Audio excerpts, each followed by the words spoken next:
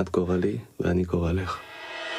Do it for the drama, don't do it for the fame. You want to be my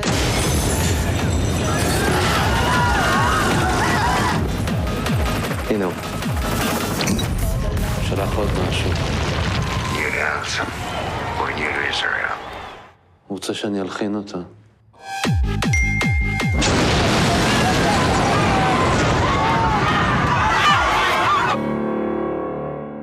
תעשה את זה? Bonjour Nadav Lapide. Bonjour. Vous êtes du coup à l'Utopia de Bordeaux pour présenter Oui, qui était passé à la dernière quinzaine des cinéastes. Déjà, pour vous présenter, vous êtes un metteur en scène israélien qui a été découvert il y a déjà plusieurs années, notamment en Europe. On a beaucoup parlé de Synonyme, qui avait gagné l'Ours d'Or, puis après de Genou de Aide. Et après du coup 4 ans d'attente, vous revenez avec un projet très actuel, mais qui reste quand même très lié à vos précédents longs métrages. Et oui, enfin, je pense que d'un côté, on fait presque toujours le même film en variation. De l'autre côté, oui, c'est quand même, je pense qu'il a quand même une forme de singularité dans mon cinéma. D'abord par le simple fait que je pense que jusqu'à ce moment-là, mon cinéma était plutôt un cinéma du non, et un cinéma de la résistance, un cinéma des gens qui se battent, qui sont en opposition et qui se cognent contre un mur, sachant que probablement ça sera leur tête qui soit cassée par les murs. Et cette fois-ci, je pense que, comme on peut bien comprendre du titre, oui, c'est un film qui parle sur la soumission, sur la faiblesse face au pouvoir, sur eux qui disent oui à tout, qui disent oui au pouvoir, qui disent oui à tout, et qui finalement se termine au bord du gouffre.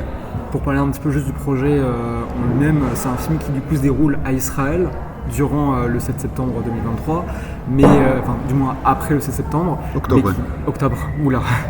Mais qui ne va jamais prendre entre guillemets le point de vue palestinien, mais qui va tout de même garder dans son fond toujours évidemment la question de l'occupation en Palestine par Israël et surtout de la guerre à Gaza qui continue de durer actuellement. Oui, je pense que c'est... Donc oui, c'est un film qui a été tourné, on a commencé le tournage le 7 octobre 2024, donc un an exactement après la guerre a éclaté avec le massacre du 7 octobre. Et c'est un film qui était tourné dans un pays en pleine guerre, et des missiles qui tombent autour, et surtout un pays en pleine... qui est en train de commettre plus ou moins le pire. Donc chaque jour une tragédie. Chaque jour, on se réveille à la fin du monde. Et dans ce sens-là, je pense que, évidemment, c'est le film le plus urgent que j'ai fait de ma vie. Et je me demande, je pense que c'est extrêmement rare, peut-être, je ne sais pas, peut-être, j'ai du mal à penser sur un film dans l'histoire du cinéma, dans l'histoire du monde, qui soit un film de fiction. Je ne parlais pas des reportages, mais un film de fiction, c'est vraiment un film de fiction. Ça frôle parfois la comédie musicale, le film, mais qui... C'est un film très stylisé en plus. Donc, très stylisé, et en même temps, oui, avec beaucoup de cinéma, et en même temps qui est tourné vraiment en pleine guerre. Donc un cinéaste, moi-même, qui tourne au moment le plus douloureux, mais aussi le plus hideux de son pays. Au moment le plus crucial, où en fait le pays est en train de se déformer, et de se rabaisser, de s'étacher d'une tâche morale qui l'accompagnera, je pense, pour des années. Et oui, donc moi j'avais l'impression que rien dans ma vie m'a préparé à ce moment-là, même si je fais déjà pas mal de films, et qui étaient toujours tumultueux, polémiques. Et qui critiquaient déjà plus ou moins le gouvernement. Critiquaient le gouvernement, controversé, je dirais même avec modestie, mais je pense que c'est lui qui aurait regardé les films que j'ai fait depuis le premier, depuis Le Policier en 2011. Je ne serais pas si étonné que ça avoir les atrocités qu'Israël est en train de commettre à la bande de Gaza. Parce que je pense que déjà dans ce film-là, on pouvait discerner le visage d'une société en pleine maladie. Il y a un mot que vous avez utilisé que j'aime beaucoup, qui est le mot urgence, parce que je pense que c'est ce qui caractérise beaucoup le film. Et par exemple, en France, par rapport à un autre grand moment entre guillemets historique, qui était les attentats du Bataclan, on a mis très longtemps à faire des films dessus. Là, vous avez mis 1 an à peine pour l'écrire. Il sortira en septembre, donc il sortira à peine 2 ans après le début de ce conflit. Comment on fait pour écrire, surtout avec un film qui semble aussi enragé en aussi peu de temps? Pour moi, c'est surtout que j'avais l'impression que je n'avais pas le choix. Enfin, je pense qu'après, je suis cinéaste. Il y avait une question de responsabilité un petit peu? Il y avait une question oui, je n'avais pas l'impression qu'il y a même l'option de m'asseoir les bras croisés et regarder les pires. Et les pires qui se passent. Moi, le 7 octobre, j'étais à Paris. J'étais comme des gens sous le choc. Et quelques jours plus tard, je suis allé en Israël pour parler avec plein de gens, pour écouter et pour essayer de comprendre. Et le pays était en deuil. Et les gens, il y avait une véritable tristesse, c'était même touchant. Et en même temps, en écoutant et les déclarations des hommes politiques, mais surtout les propos des gens que j'ai croisés dans la rue, des gens dans la rue, d'amis qui se sont transformés en quelque chose de différent, je comprenais que la vengeance sera terrible, qu'elle sera apocalyptique, qu'elle sera biblique, la vengeance israélienne, et qu'on va vers le pire. Et quand tu es cinéaste, tu vas vers le pire, tu convoques ce que tu as dans la main, dans tes mains, pour essayer au moins moi je ne peux pas bloquer les chars, ni les avions de chasse, mais je peux au moins dire ce que j'ai vu, pour que quand des gens les regarderont aujourd'hui, dans quelques années, ils sauront à quoi ça ressemblait. Et donc je convoquais le cinéma. J'avais l'impression que pour être à la hauteur ou à la bassesse du moment, il fallait convoquer tout ce que je connais au cinéma, toutes les mises en scène, tous les gestes, toutes les couleurs, tout. Et c'est pour cela que je pense que oui, c'est un cas assez à part, je dirais, avec prudence, presque. Il n'y a pas beaucoup de cas comme ça dans l'histoire du cinéma, qui est à la fois un film très urgent et qui décrit la réalité en temps réel, et en même temps, un véritable film de fiction, un véritable film de cinéma, avec des scènes, avec un film qui oscille entre le comédie musicale, tragédie musicale, film d'amour, film d'horreur, film futuriste, effets spéciaux, film inclassable. Comédie, film inclassable. On vilain mot, mais ça reste. Ouais. Il y a tellement de genres qui sont brassés qu'on finit par retomber un peu là-dedans. Oui, tout à fait.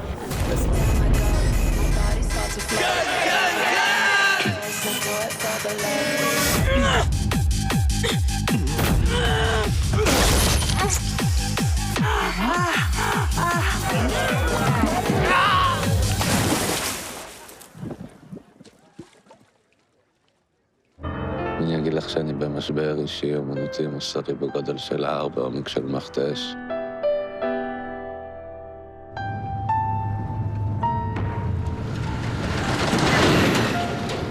ספרי מה היה ב7 באוקטובר. C'est vrai que moi, il y a quelque chose qui m'avait marqué lorsque j'avais lu le synopsis au départ, c'était le prénom du personnage Y, car ça faisait, j'ai l'impression, aussi un peu référence à notre précédent film, qui avait déjà ce personnage, le protagoniste nommé ainsi. Parce que c'est pas le même acteur, c'est pas non plus le même personnage en lui-même. Dans le Journaliste, c'était un metteur en scène, là c'est un musicien. Est-ce qu'ils ont quand même un rapport, est-ce que lorsque vous avez écrit le film, au départ, vous pensez directement à créer ce lien ou c'est venu plus tard? Il y a un rapport, je pense que pour moi, dans mon cinéma, je commençais avec cette histoire des Y parce que ça m'a un peu amusé, mais pas que amusé. Je me suis dit, en fait, je parlais de moi-même. Donc, commencer à inventer tous les prénoms sont faux. sauf les miens, mais là c'est trop direct, c'est un peu. Donc je me suis dit, tous les prénoms seront forts, quoi, ça servira d'inventer. Donc tout ça, je me suis dit, en choisissant ces noms qui n'est pas un nom, je dis, on peut bien, on a beau jouer ce jeu de la fiction, mais je parle aussi de moi-même, enfin en film, je parle de moi-même. Après, je pense que c'est Y qui revient un film après l'autre, et chaque fois, comme vous l'avez bien dit, est très différent. Pour moi, il est une sorte de détecteur de la réalité du monde. Alors, au genou d'Aed, c'était l'Y qui mélange la rage et le désespoir. Ici, je pense que des Y, des artistes, sont déjà trop faibles pour résister. C'est-à-dire, je pense que dans les bras de fer entre le pouvoir, le fric et l'esprit, l'art a été gagné en chaos. Enfin, les gens comme Y, tout ce qu'il reste à faire, ce qu'ils peuvent faire, et même leur état d'esprit aujourd'hui, je pense, c'est de se soumettre, de dire oui, à quoi ça sert de mener des batailles perdues. Il faut vivre, il faut essayer de profiter. Donc il essaye de profiter. Quitte à se voiler la face, il y a un moment, moi, il y a plusieurs plans notamment où on le voit sur son téléphone, avec en fond notamment des bruits de guerre, des bruits d'enfants qui hurlent et tout. Et je trouve que le parallèle est assez saisissant parce qu'effectivement on voit à quel point, entre guillemets, sa manière de penser justement en tant qu'artiste commence à être influencée et à changer et même à devenir assez, pas hypocrite, mais au-dessus même. Oui, je pense que Y, c'est quelqu'un qui commence par avoir un plan d'une certaine manière pour cette vie-là, dire oui au pouvoir, aux gens puissants, etc., en pensant que c'est comme ça qu'il va gagner sa vie, qu'il va survivre, Mais évidemment, petit à petit, ou pas si petit à petit que ça, tout est pollué, tout est perverti dans sa vie. Son art, son âme, son amour, sa famille, et tout est pollué, et tout est sali, et par la réalité, et par la soumission à la réalité. Et je pense que ça caractérise des sociétés malades, des pays dans un État comme l'État d'Israël, qu'en fait, il n'y a plus de îles isolées, il n'y a plus de réservoirs, il n'y a plus des endroits il n'y a plus des échappatoires de la perversion, de la laideur, de la folie qui t'entourent. Même les gestes les plus intimes perdent leur beauté. En fait, finalement, rien n'est beau. Le petit déj qu'on prend le matin, le baiser du matin, et aller se promener avec ton fils côté de la plage. Même les scènes de fête au final. Oui. Finalement, tout est pris, tout est envahi par la guerre, par le massacre, par le génocide. Et je pense que des pays pareils, dans des États pareils, ce qui les caractérise, c'est qu'il te donne plus de bonnes options. Le oui n'est pas une option, le non n'est pas une option. Il n'y a plus de bonnes options. Parce que dans les deux cas, on se sent tiraillé par un côté ou l'autre, j'imagine. Oui, parce que les noms, c'est vivre dans le passé, c'est détacher du monde, c'est anachroniste. Le oui, c'est corrompu. Et les noms, c'est pathétique dans des pays pareils parce que les noms ont une puissance quand il y a, je ne sais pas, des millions de personnes qui crient non place de la Bastille à Paris. Mais quand vous êtes tout seul en train de murmurer non dans ton appart, c'est rien. C'est rien et ça te met dans l'état du rien. Et ça t'anéantit petit à petit. Et ça te on peut pas mener des guerres tout seul, quoi. On ne peut pas mener des combats tout seul. Et donc ça te détache du monde qui t'entoure. Donc finalement, je sais pas, à la fin du film, il y a l'option du départ. C'est pas comme si ça résolvait quelque chose pour le monde, mais au moins peut-être ça... Pour le personnage. Oui, peut-être ça atténue un peu le... Parce que c'est vrai que c'est un personnage en plus qui devient de plus en plus seul, plus le film avance, plus il est face à l'horreur qui se présente devant lui, et plus il se détache du monde, jusqu'à une des dernières séquences, justement avant ce dilemme que vous venez de citer. Je ne vais pas forcément trop en dire pour ne pas spoiler le public, mais où là on est vraiment à la frontière littéralement avec à la fois le documentaire et en même temps avec la question aussi du contexte historique. Je pense que l'aveuglement, aveugler toi-même pour ne pas voir l'horreur, les mensonges, et la joie, préserver une joie alors que le monde brûle, et alors que c'est le vôtre qui sont en train de le faire brûler, ça exige énormément d'efforts et ça vide l'âme. Ça ronge, ça ruine l'âme. Je pense qu'à la fin du film, il est vide et son âme a été rongée. Ça reste pessimiste. Globalement, on est obligé, mais... Sans trop raconter, évidemment, je pense que le film se termine avec une sorte de geste, avec peut-être le geste le plus romantique de nos jours, qui est aller ensemble nulle part. Peut-être juste pour finir, avant de vous laisser, vous parliez justement de cette difficulté. Pour revenir à un aspect plus technique, du coup vous avez quand même un casting qui doit effectuer notamment des scènes parfois pas banales, notamment une scène de sexe particulièrement en termes de fétichisme. Et comment est-ce que ça se prépare justement ce genre de rôle qui en plus est au final assez opaque, peut être assez dur à assimiler. On imagine qu'il y a comparé des scènes quand même assez dures à jouer en elle-même.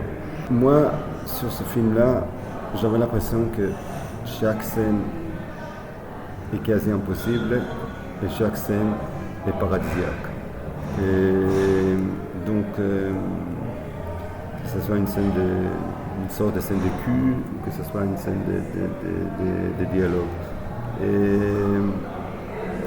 je pense que la fabrication de ce film-là, comme je disais auparavant, ressemblait à la fabrication de rien d'autre, des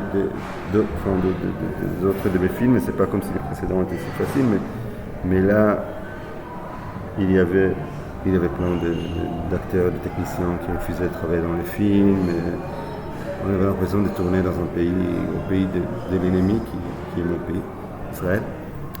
Et donc, je pense que eux qui participent dans le film, à part d'être des grands acteurs, etc., étaient des gens qui ont montré du courage au moment où il fallait le montrer. Relativement à tout ça, lécher en telle partie du corps ou en autre partie du corps, c'est pas les pires choses qui peuvent arriver. Ouais.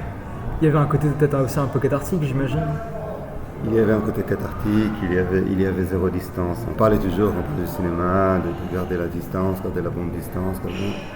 Tout ça devient ridicule quand on tourne entre sirènes et entre nouvelles sur des morts et des morts et des morts et des morts. Tu serais passé à côté du sujet. On était le film. Ce serait passé à côté du sujet en fait, de justement regarder la distance. C'est ça. Je pense qu'être très modéré et sage serait faux et mensonger par rapport à ce film-là. D'accord. Bah écoutez, merci beaucoup pour cette petite interview. Donc Yes, We Can. Exactement. Voilà. Sortira donc le 24 septembre en France. Film punk, film rebelle, film qui dit non du coup, mais qui s'appelle Oui. Donc encore une fois, merci beaucoup. On vous souhaite bien du courage si vous retournez sur place. Oui. Et en tout cas, on attend votre prochain film avec beaucoup d'impatience et à bientôt peut-être. Merci beaucoup. Merci.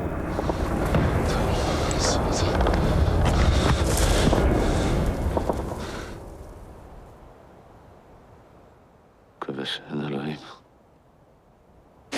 אני פחדן!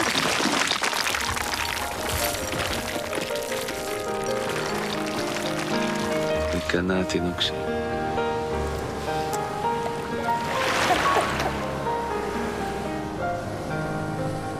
שתי מילים בעולם. כן. לא. מה שלך?